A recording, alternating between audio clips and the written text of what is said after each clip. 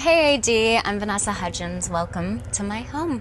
Come on in. A woman who needs no introduction, but I'll do it regardless. That, ladies and gentlemen, is 33-year-old actress, singer, and Disney Channel royalty, Miss Vanessa Hudgens. And today we are rating her Los Angeles estate featured on Architectural Digest. So this is the Little DeMille. It was built by Cecil B. DeMille for his mistress. Therefore, this is the Little DeMille. Over here we have Cecil B. DeMille, the man himself, kind of clocked as like the Cecil B. DeMille was a founder of the Hollywood film industry and one of the most successful producer-directors of his time. Between 1914 and 1956, he made 70 feature films, and all but 7 were profitable. That's a 90% success rate. Historically, for context, only about 20% of movies turn a profit, so quite the legend. Wanted it to feel really French because the land is very French and vibey. There's olive trees everywhere. So I really wanted to play into that. I'm already obsessed with this home, and we are only in the living room. The minute Vanessa opened that weathered courtyard gate with the patina name placard, the vintage postal slot, and everything covered in ivy, I knew I was in trouble, even in here. This is everything I was trying to explain to G-Eazy and Nina Dobrev, perfectly executed in a design. I want this house. I got a vintage movie poster, which is Breathless, an amazing French film. I'm obsessed with this. It's this artist named Peter Tomka. He does these projection silver gelatin prints, and it's his... I'm all good with the vintage movie poster, and I like going with oversized black and white artwork, but I hate this piece. It's kind of creepy. I'd personally change it. You guys like it? Not for me. I love big plants. I think it's so important to just bring life into your home. As you can see, my monstera is doing very well. There's also a lot of dead space between the monstera and the opposite wall. You could put a small round table with an orchid or something to just fill that space out a little. It's not necessary, just kind of an idea. Bouquets and arrangements. Oh, and the floors. The floors were a big selling point for me when I saw this house. Gary Oldman lived here before me, and he put these in. They're 18th century French oak from an old chapel in Europe. That doesn't surprise me. I can't tell you how many times clients have brought me pictures of floors that look similar. Without fail, every time I run an image search, they end up being from some 18th century chateau or an historic flat in Paris. I don't care what any flooring company says. You can't recreate 300 years worth of character in a modern wood floor. You can try, it's just not possible. This wallpaper that I fell in love with from House of Hackney. There's like little mushrooms and dragons. I got this made after a restaurant that I'm obsessed with in New York called Maison Premiere. And it just feels like you're in New Orleans in the 20s. I eat here when it's New Orleans in the 1920s. Check 2 boxes for me. I know everyone today wants an open concept, but I actually like how these rooms are sectioned off so far. Living room, small breakfast nook, leading to the enclosed kitchen. It's got great flow. It's a very cozy home. When I bought the house, this kitchen was very, very different. It was all white. There were red knobs on all the cabinetry. And during the pandemic, I was home so much. I was like, this would be the time to do a remodel for the kitchen. I like the kitchen remodel, but I'm not sold on this black slate wall. Since everything is so light and bright, you do need a contrast in here. I'm just not sold on all this black. I need time to think on this one. I opened the shelving up, and this tile is actually leftover tile from the remodel of my bathroom, and it was sitting in the basement, and I was like, that would work perfectly. So put that here, made it just really earthy. There's a lot of plants. There's a lot of fruit. I got it. Instead of the black tile, I take a big block, whitish cream stone with a thick mortar and run it along this entire back wall. That's exactly what I do in here. Plus, it would look much better, and it goes with the Italian vibe. Here we have our dining room. I wanted it to feel very romantic. I like how understated and simple this is. It's elegant without trying too hard.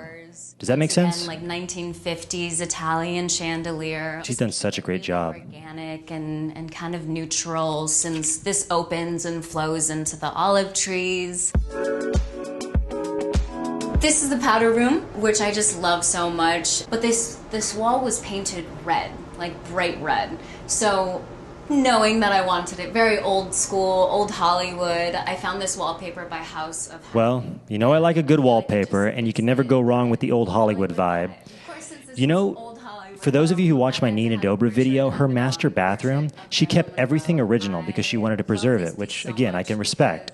But I like how in here you've got the original tile, but then she's updated it with not only the artwork, but the wallpaper, the pedestal sink is new, so there's ways you can keep original character, but also bringing it up to date. This is my bedroom. I wanted it to be very feminine, so I feel like, of course, there's going to be a lot of celebrating the woman form in my bedroom. This bedroom is fine, but I hate the bedding. It looks dingy and old. Also, the art above the bed is unproportional to the space. I would have gone with a tufted orange headboard or something other than this current piece to fill it out a little bit. Other than that, I'm good here. I am just obsessed with these legs that are thick and kind of have like an Art Deco-y feel to them. And this marble actually goes perfectly with the marble in my bathroom. We love when it all ties in together. I personally like this bathroom, but it's very masculine, so probably not for everyone's taste. Since the rest of the home has been so light and airy, I like the juxtaposition, going with such a dark and moody bathroom. I'm curious to hear the female perspective on this one. Yes? No?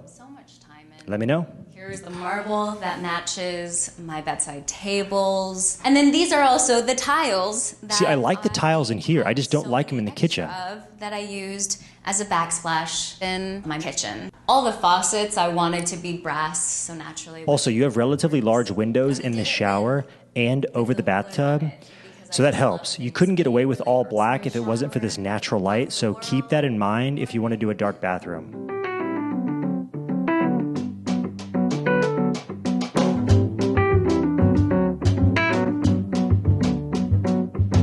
Of course, everyone loves living in LA for the outdoor space, and this house does not disappoint. In 2019, Vanessa sold her Studio City home for $3 million and upgraded to this Los Feliz home for around $5 million. Today, this home is probably worth about $7 million.